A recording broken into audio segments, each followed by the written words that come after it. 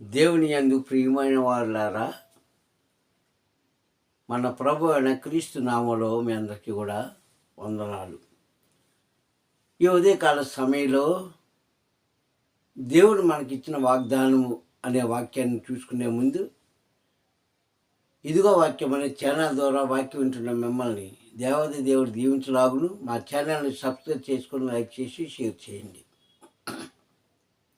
ఇక ఈరోజు వాక్య సందేశం చూసుకున్నట్లయితే, నాటి నుంచి నేటి వరకు కూడా ఒక అమూల్యమైన మాట దేవుడు చెప్తూనే ఉన్నాడు. కానీ మనం వాటిని పాటించేవారు పాటిస్తున్నారు, విడిచిపెట్టేవారు విడిచిపెడుతున్నారు. ఏంటి ఆ మాట అంటే యథార్థత. దేని స్తోత్రం, హల్లెలూయా.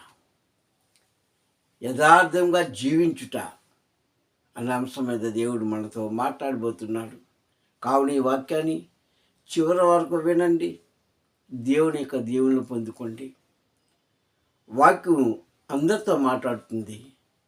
ఇది బోధించే వారి యొక్క బోధకుల మాటలు కాదు, కానీ ఇది మనల్ని పెంచి పోషిస్తున్న సంరక్షిస్తున్న ఆకాశమండలో ఉన్న దేవుని యొక్క మాట అని గ్రహించి విన్నవారు ధన్యులు. దేవుని స్తోత్రం, హల్లెలూయా.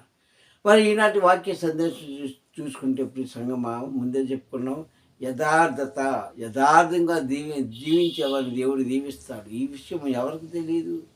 ప్రతి ఒక్కరికి తెలుసు.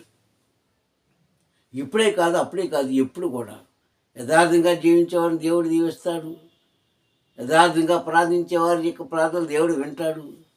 యథార్థ ప్రవర్తన కలిగి జీవించేవారిని ఇంకా బాగా ఆశీర్వదిస్తాడు. ఈ సంగతులన్నీ కూడా క్లుప్తంగా మనందరికీ తెలుసు. అయితే ఈరోజు ఈ కాలంలో, ఈ తరంలో ఎంతమంది యథార్థంగా జీవిస్తున్నారు? నిజంగా యథార్థంగా జీవించేవారు, ఉన్నది ఉన్నట్టుగా మాట్లాడేవారు, ఉన్నది ఉన్నట్టుగా చేసేవారు ఉంటే దేవుడు నాటి నుంచి నేటి వరకు ఆయన బోధించవలసిన పని లేదు. ఎందుకంటే మానవుడు ఎప్పుడో దారి తప్పిపోయాడు, ఎప్పుడో తన ఇష్టానుసారమైన జీవితంలోకి వెళ్ళిపోయాడు, ఎప్పుడో గాఢాంధకార చీకటిలో సంచరిస్తుందానికే ఇష్టపడ్డాడు. ఆనాడే కాదు, ఈనాడే కాదు.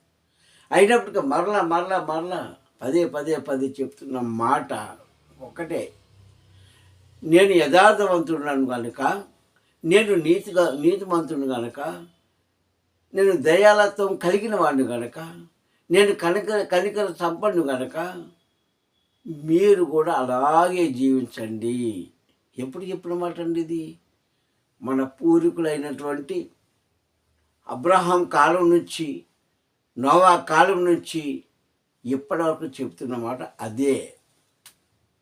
అందుకే చాలా చోట్ల చూసుకునేటప్పుడు దేవుడే మనుషులను ఏమన్నాడండి? ఈ తరంలో అని నీతిమంతులుగా ఎంచాడు, నమ్మకమైన సేవకుడిగా ఎంచాడు, నీతిగా ప్రార్థించేవాడిగా ఎంచాడు, ప్రియమైన కుమారుడుగా ఆయన చెప్పుకున్నాడు. ఎందుకంటే నాటి మానవులు మనకలాగే, ఎందుకంటే వాళ్ళు మనుషులే కనుక, వారు తప్పు చేసినా ఆ తప్పుని సరి చేసుకొని మరలా దేవుని మార్గంలోకి వెళ్ళిపోయారు, కడవరకు నిలబడ్డారు. కనుకనే దేవుడే వారి కోసం కొన్ని సందర్భంలో సాక్ష్యం చెప్పాడు, మనుషులు దేవుడి కోసం సాక్ష్యం చెప్పుకున్నారు. ఇది యథార్థత. కానీ ఈరోజు యథార్థత అనేది సమాజంలో కనిపించట్లేదు, సంఘంలో కనిపించట్లేదు, మనం ఉన్న ప్రాంతాల్లో కనిపించట్లేదు. అంతవరకు ఎందుకు, నీ కుటుంబంలోనే కనిపించట్లేదు. కుటుంబంలో ఉన్న సభ్యులందరూ కూడా నీతిగా యథార్థంగా జీవిస్తున్నారా? ఆలోచించుకోండి ఒకసారి. కుటుంబంలోనే లేదు. కనుకనే దేవుని యొక్క ఉగ్రత ఆ మనుషుల మీద ఉంటుంది. పెడితే పెద్దలు అంటారంటే సామెత ఊరికనే పోలేదు, పెడితే పెళ్లి కోరుతారంట. అంటే బాగుండాలని అర్థం. అస్తమాన్ని పెళ్లి చేసుకోమని కాదు, పెడితే పెళ్లి కోరుకుంటారంట, పెట్టకపోతే చావు కోరుకుంటారంట, అంటే నశించిపోవడం. ఇది మనుషుల యొక్క నేటి మాటలు యథార్థత. ఇది యథార్థత? ఇది యథార్థతను బైబిల్ చెబుతుందా? యథార్థంగా జీవించాలని బైబిల్ చెప్తుందా? కాదు. దేవుని స్తోత్రం, హల్లెలూయా. నీ కుటుంబ సభ్యులే నీ దగ్గర ఉంటే ఒకలాగా ఉంటారు, లేకపోతే ఒకలాగా ఉంటారు. నువ్వు పెడితే ఒకలా చూస్తారు, నువ్వు పెట్టకపోతే రెండో రకంగా మాట్లాడుకుంటారు. కానీ వీళ్ళు లోకానికి యథార్థవంతులు అని చెప్పుకుంటారు, వాళ్ళకి వాళ్ళే చెప్పుకుంటారు. పైన దేవుడు చెప్పడం చూస్తున్నా, నీవు చెప్పవు. వాళ్ళకి వాళ్ళే నేను నీతివంతుడిని, నేను యథార్థంగా జీవిస్తున్నాను, నేను ఎవరికి అన్యాయం చేయలేదు అని చెప్పుకుంటుంటారండి ప్రియ సహోదరులారా. అని బైబిల్ ఏం చెప్తుందో మనం ఒకసారి విందామా? వినాలి, తప్పదు మరి. మత్తయి సువార్త 5వ అధ్యాయం, కొండ మీద ప్రసంగం. మత్తయి సువార్త 5వ అధ్యాయంలో 8వ వచనంలో తన కుమారుడని క్రీస్తు చెప్పిన మాట, ఆనాటి మనుషులకు చెప్పిన మాట, ఈరోజు మనకు చెప్తున్న మాట. ఏమన్నాడు అక్కడ? హృదయ శుద్ధి కలవారు ధన్యులు, వారు దేవుని చూస్తారు. ఎలా చూస్తారండి? దేవుడి యొక్క రూపాన్ని చూడడానికి నాటి సేవకుడైన మోషేకే అసాధ్యమైపోయింది. నీకు నాకు కనిపిస్తుంది ఆ రూపం? ఎందుకన్నాడే క్రీస్తు ఆ మాట? ఎందుకన్నాడండి? ఒక వ్యక్తి అంటాడు కదా, ఇప్పుడే దేవుడు నాకు దర్శనం ఇచ్చాడు, నేను చూశాను. ఇది నమ్మదగ్గ మాట అండి. ఇది ఏంటాడు? ఇప్పుడే దేవుడితో మాట్లాడాను, ఇప్పుడే నాకు ఆయన దర్శనం ఇచ్చాడు. అసంభవం అంటుంది బైబిల్, నేను కాదు.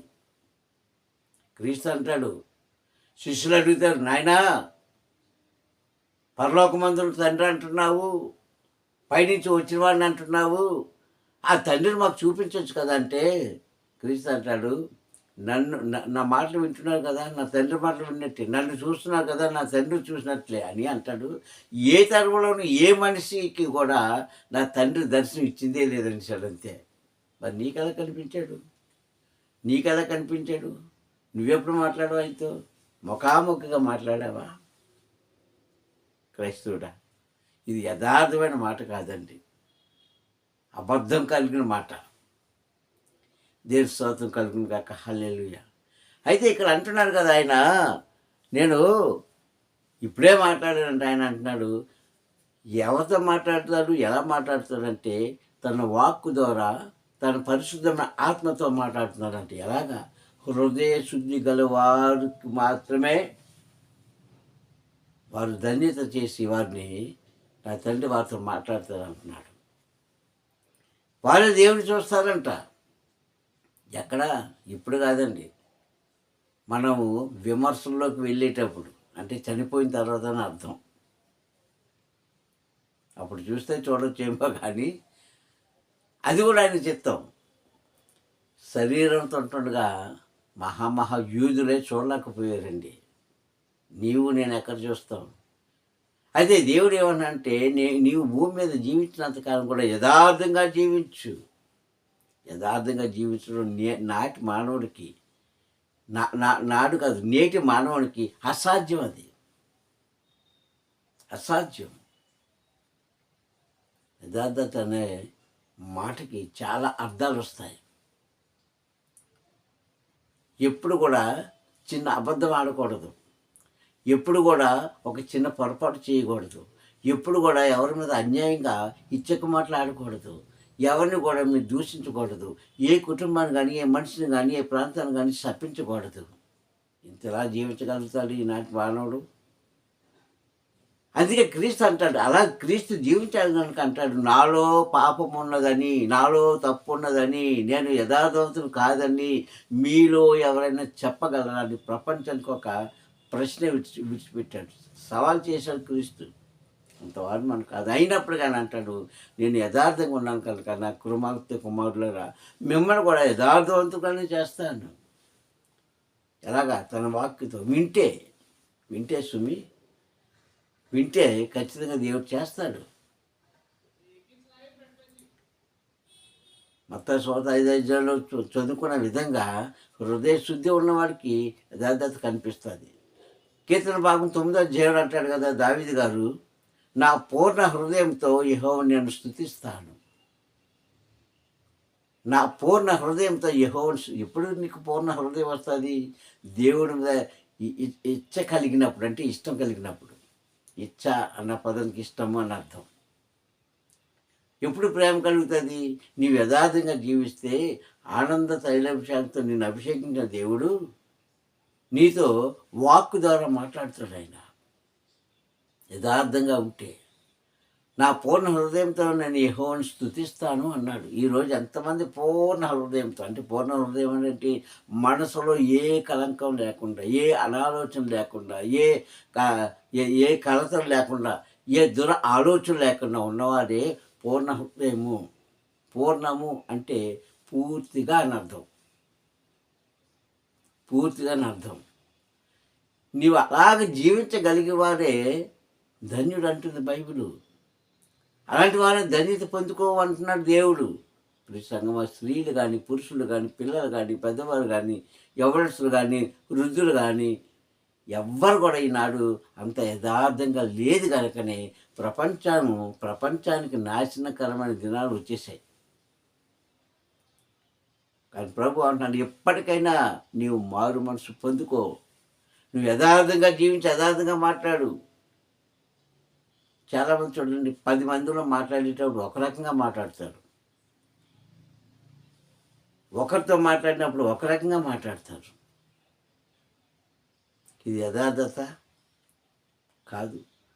నువ్వు ఎక్కడ మాట్లాడినా, ఎలా మాట్లాడినా ఉన్నది ఉన్నట్టుగా మాట్లాడి, ఉన్నది ఉన్నట్టుగా చేస్తే అది యథార్థత. అటివారిని దేవుడు దీవిస్తాడు, అటివారి పట్ల కార్యాలు చేస్తాడు, అటివారికి ఉన్న బలహీనతలోంచి, అవసరంలోంచి దేవుడు కాపాడుతాడు ఎల్లవేళలా. ఇది లేదండి స్త్రీలకి. ప్రార్థన చేసేస్తున్నావు, వాక్యం చదివేస్తున్నావు, వాక్యం బోధిస్తున్నావు, అందరికీ నీతి కలిగిన మాటలు చెప్తున్నావు, నీతి మార్గంలో నడవమని బోధిస్తున్నావు, కానీ నువ్వు నడవట్లేదు. నీ హృదయం అలా లేదు. ఒకరికి చెప్పడం కాదండి, నిన్ను నీవు సరి చేసుకో. నేను యథార్థంగా జీవించడం నేర్చుకో, ఉన్నది ఉన్నట్టుగా మాట్లాడడం నేర్చుకో, ఉన్నది ఉన్నట్టుగా చేయడం నేర్చుకో. ఇలా జీవించాడండి ఆస్తిమంతుడైన ఒక వ్యక్తి బైబిల్ గ్రంథంలో. ఎవరు? ఆస్తిమంతుడైన ఒక వ్యక్తి బైబిల్ గ్రంథంలో అలాగే జీవించాడు కనుకనే దేవుడే ఆయనకు ఒక చక్కటి పేరు పెట్టాడు, యథార్థవర్తనుడు. దేవుని స్తోత్రం. ఎవరి వ్యక్తి ఎన్ని అవంతరాలు వచ్చినా తన నీతిలోంచి, తన నిజాయితీలోంచి ఆయన అడుగు తీసి బయటపెట్టలేకపోయాడు. ఎవరైనంటే యోబు గారు. దేవుని స్తోత్రం. హల్లెలూయా. యోబు గ్రంథం మొదటి అధ్యాయము మొదటి వచనం నుంచి మనం చూసినప్పుడు, యూజు దేశంలో ఒక మనుషుడు ఉండెను, అతడు యథార్థవర్తనుడై ప్రవక్తన. మాట తీరు యథార్థంగా ఉండేది, ఆయన ప్రవక్తన యథార్థంగా ఉండేది. ఎంత ఆస్తి కలిగినా, ఈరోజు ఆస్తి ఉన్నదంటే కళ్ళు మూసిపోతున్నాయి. అంతస్తు మీద అంతస్తు కట్టుకున్న వాడికైతే ఇంకా కళ్ళు మూసిపోతాయి. కానీ అతనికి కలిగినదంతా కూడా చూసుకొని కూడా దేవుడికి భయపడి యథార్థంగా జీవించడం మొదలుపెట్టాడు. అందుకే దేవుడు అంటున్నాడు, ఒక మనుషుడు ఉండెను, యోబు అనే ఒక మనుషుడు ఉండెను, ఆయన యథార్థవర్తనుడు అని దేవుడు ఆయనకి యథార్థత కోసం చెప్పాడు. దేవుని స్తోత్రం. హల్లెలూయా. ఎంత ధన్యత నిజంగా యోబు గారి జీవితం. అలాగే తను కలిగిన కష్టాలు అన్నింటిలో కూడా ఎక్కడ కూడా తన నీతిని కానీ, నిజాయితీని కానీ, దేవుని యందు తనకున్న భక్తిని కానీ పొల్లిపోనివ్వలేదు. తనను తాను శపించుకున్నాడు. ఎందుకు వచ్చిన జీవితము? ప్రభువా నన్ను తీసే అన్నాడు. కానీ నువ్వెందుకు కష్టం పెట్టావు, ఎందుకు నన్ను ఎలా చేశావు అని తన స్నేహితులతో కానీ, బంధువులతో కానీ, తన కుటుంబంలో ఉన్న ఎవరితోనైనా కానీ, లేకపోతే తన భార్యతో కానీ ఆయన చెప్పలేదు. ఆఖరికి భార్య కూడా ఆయనను దూషించినప్పుడు అలా అవివేకు వల్ల నీవు మాట్లాడక అని తను యథార్థతను అక్కడ చూపించుకున్నాడు. కనుకే యోబు లాంటి యథార్థవంతులు లేడని దేవుడే ఒప్పుకున్నాడు. ఈరోజు నీకోసం నా కోసం చెప్తున్నాడు దేవుడు. చెప్పగలుగుతాడా? వాక్యం వింటాను ఎవరైతే ఈ వాక్యం వింటారో వారి కోసం దేవుడు యథార్థవంతుడు ఈయన, యథార్థవంతురాలు ఈమె అని చెప్పగలుగుతారా? అసమం అంటే ఏమో ప్రపంచంలో అక్కడక్కడ ఉంటూ ఉండొచ్చు. చాలా మటుకు లేదు ప్రియ సంగమా. ఎందుకంటే నీవు పలికే మాట, నువ్వు వెళ్ళే మార్గము, నువ్వు చేసిన పని దేవుడి దృష్టిలో నీతిగా నిజాయితీగా ఉండాలి. అప్పుడు దేవుడు మెచ్చుకుంటాడు. 10 మందికి ఏదో మెచ్చుకున్నట్టుగా మాట్లాడడం కాదు. జాగ్రత్త ప్రియ సహోదరులారా. నీ హృదయాన్ని ఎప్పుడైతే వాక్యం అనే నీళ్ళతో కడుక్కుంటావో, నీ కడుపులోకి ఎప్పుడైతే వాక్యం అనే ఆహారాన్ని వేసుకుంటావో, నీ హృదయాన్ని ఎప్పుడైతే వాక్యం అనే ఔషధంతో నీకు వచ్చిన రోగాన్ని తీసుకుంటావో, అప్పుడు నువ్వు యథార్థవంతురాలివి, యథార్థవంతుడివి. అప్పుడు నీవు చేసిన ప్రతి ప్రార్థన, ప్రతి క్రియ ఆకాశమందు ఉన్న దేవుడు ఆలకించి ప్రతిఫలం దయచేస్తాడు. అందుకని అంటున్నాడు 9వ అధ్యాయం కీర్తనలో, నా పూర్ణ హృదయంతో ఈరోజు నువ్వు చెప్పగలుగుతావా? నా నా మనస్ఫూర్తిగా దేవుని యందు భయభక్తులు కలిగి ఉంటానని చెప్పలేరండి చాలా మటుకు. చేస్తావు ప్రార్థన, చెప్తావు వాక్యము, పాడుతావు పాట, చేస్తావు దేవుని కాదు, కానీ పూర్ణంగా కాదు, సంపూర్ణంగా కాదు, సగమే. కానీ దేవుడు అంటున్నాడు, నేను యథార్థవంతుడిని, నీవు యథార్థవంతుడివే. నేను నీతిమంతుడిని, నీవు నీతిమంతురాలివే. నేను పరిశుద్ధుడిని, మీరందరూ కూడా పరిశుద్ధులే అని పరమ తండ్రి చెప్పిన మాట మనం జ్ఞాపకం చేసుకుందాం. దేవుని స్తోత్రం, హల్లెలూయా. ఈనాటి ప్రపంచమే యథార్థత లేదండి. క్రైస్తవులే కాదు, ప్రపంచం యథార్థత అనే మార్గంలో నడవకే ఆయన ఉగ్రతకు లోనైపోతున్నాడు. ఇది గ్రహించుకోలేకపోతున్నాడు మానవుడు. కానీ అది అలా ఉండకూడదని ఆయన అంటాడు, యోబులాంటి యథార్థవంతుడు లేడని చెడు. అంత ధన్యత పొందుకున్న ఒక సామాన్యమైన మానవుడు. మనం సామాన్యమైన మానవులమే. మరి నీకెందుకు దేవుడు ఆ యొక్క విలువ ఇవ్వలేకపోతున్నాడు? నిన్నెందుకు అలా పిలవలేకపోతున్నా నీలో యథార్థత కనిపించలేదు ప్రియ సహోదరుడా. జాగ్రత్త. నీ యథార్థతే నీకు నీ నీతే నేనేం చేస్తాంట, నీ నీతి నీ ముందు నడిచి నేను నడిపిస్తుందంట. వెనకనున్న సైన్యం అనగా మన పిల్లలకు అది ఆశీర్వాదకరంగా మారుతుందని 58వ అధ్యాయం యెషయా గ్రంథము 9వ వచనం మనం చూసుకుంటాం. నీవు నీతిగా ఉంటే, నువ్వు యథార్థంగా ఉంటే అదే నీ కుటుంబానికి రక్షణ కలుగుతుంది. అదే నీ కుటుంబాన్ని దీవిస్తుంది. అదే నీ కుటుంబానికి అన్ని ఆర్థిక స్థితిలో కానీ, అనారోగ్యంలో కానీ, ఆపదలో కానీ, మరి నువ్వు చితికిపడిన నీ కుటుంబ విషయంలో కానీ అది ఏం చేస్తుందంట, సహాయం చేస్తుందంట. కొంచెం కష్టమైతే అవ్వచ్చు, కొంచెం నష్టమైతే అవ్వచ్చు, కొన్ని బాధలు అయితే అవ్వచ్చు, కొన్ని రోగాలు అయితే రావచ్చు, కొన్ని ఇబ్బందులు అయితే కలవచ్చు. కానీ నువ్వు యథార్థంగా మాట్లాడి యథార్థంగా జీవిస్తే గొప్ప ధన్యత, యోబు లాంటి 200 ఆశీర్వాదం దేవుడు ఆనాడు ఆయనకి కాదు, ఈరోజు మనకి కూడా ఇవ్వడానికి సిద్ధంగా ఉన్నాడు. ప్రార్థించుకుందాం.